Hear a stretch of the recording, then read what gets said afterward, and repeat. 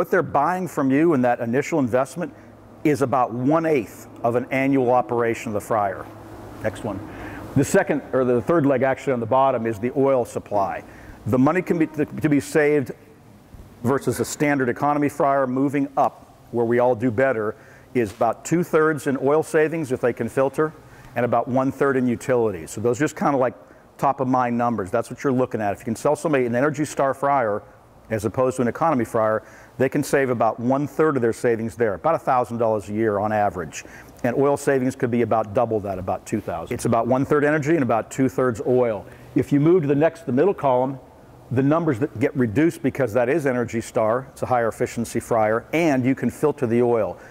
Filter versus no filter is about doubling the oil. These numbers are based on, in one case with an SR, we throw it out twice a week.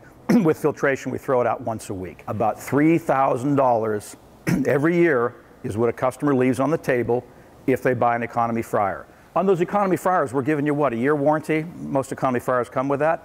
On that battery, because that's a high efficiency fryer, the HDs or the H55s, 7-year parts and labor, non-prorated warranty.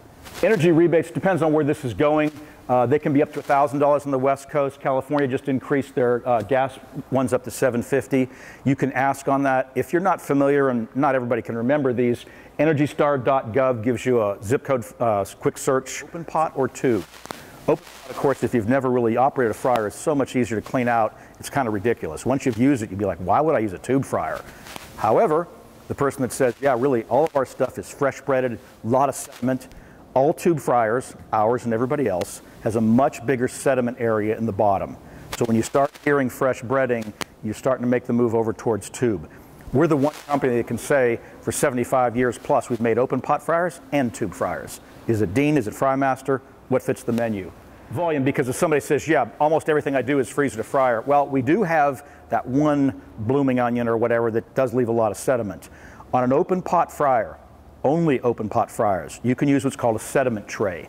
It's a way that right underneath your fryer baskets, you can pull it up, it's a little strainer, and it will take out of that cold zone all the sediment, all the trash that would be in there. It's not as good as filtering, but it's a heck of a lot better than letting the stuff just stay there. In every gas fryer, a flame heats metal, the metal heats oil. This would be running through the fryers.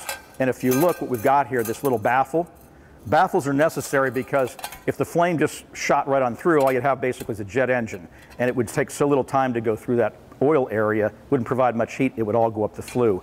That's the economy fryer tubes. The thermo tubes in a high efficiency fryer, as you can see, obviously look a little different.